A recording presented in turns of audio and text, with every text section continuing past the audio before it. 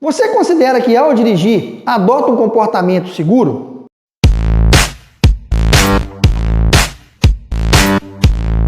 Provavelmente a resposta sua ou da maioria das pessoas vai ser não.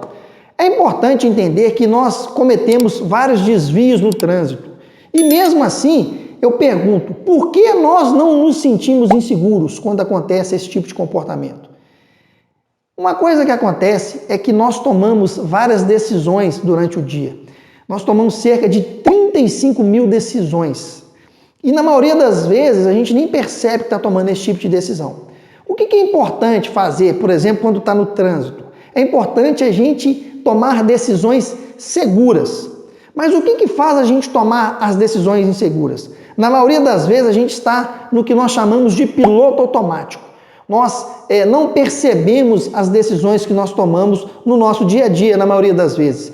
Principalmente aquelas decisões mais simples, como por exemplo no trânsito, dar uma seta, pisar no freio, fazer uma conversão, parar o carro. Às vezes a gente faz isso de forma automática. E isso pode fazer com que a gente sofra, e cometa um acidente de trânsito. Isso é apenas um exemplo de trânsito. Nós podemos levar isso para o nosso dia a dia, para a empresa, para casa, para qualquer lugar onde a gente estiver, que as decisões elas vão influenciar no nosso comportamento.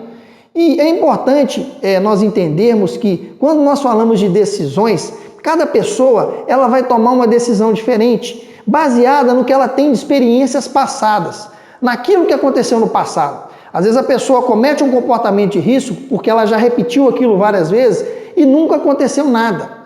E é importante nós entendermos que as nossas experiências passadas, elas vão influenciar na nossa percepção de risco. E se isso aí for verdade, cada um vai enxergar um risco de um jeito. Então nós não vamos conseguir implementar medidas de segurança em todos os lugares. Nós temos que fazer com que as pessoas tomem decisões seguras. E como que nós vamos fazer isso? Com que as pessoas tomem decisões seguras. É importante a gente fazer com que essas pessoas saiam do piloto automático. Por isso, nós podemos utilizar uma metodologia que nós chamamos da metodologia dos 3 P's. O primeiro P é o pausar. O que significa o pausar? O pausar é sair do piloto automático. É aquele clique mental antes de eu tomar uma decisão e parar de fazer imediatamente o que eu ia fazer. E ter uma pausa antes de tomar essa decisão.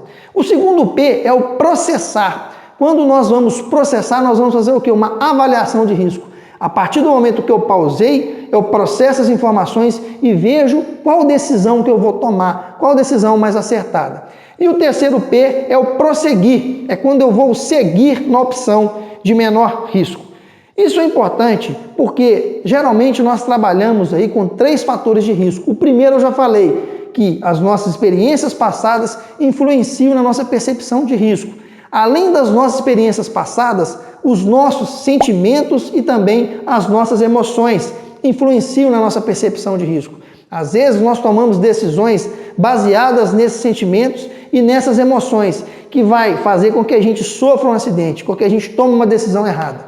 Além dos sentimentos e emoções, o terceiro fator de risco são o quê? As nossas crenças, aquilo que nós acreditamos. Como, por exemplo, a pessoa acha que nunca vai acontecer com ela um acidente. Ela toma uma medida errada no trânsito, por exemplo, e nunca aconteceu. E ela acha que não acontece. E isso é o quê? Uma crença. Ela acha que não acontece somente com ela. Uma crença é quando a gente não pode comprovar cientificamente aquilo, mas a gente acredita. Então, esses 3 fatores de risco, experiências passadas, sentimentos, emoções e as crenças, vão influenciar na nossa percepção de risco e pode fazer com que a gente sofra um acidente. Por isso é fundamental a gente utilizar a metodologia dos 3 P's. Pausar, processar e prosseguir. E aí nós vamos ter mais oportunidade de evitar acidentes.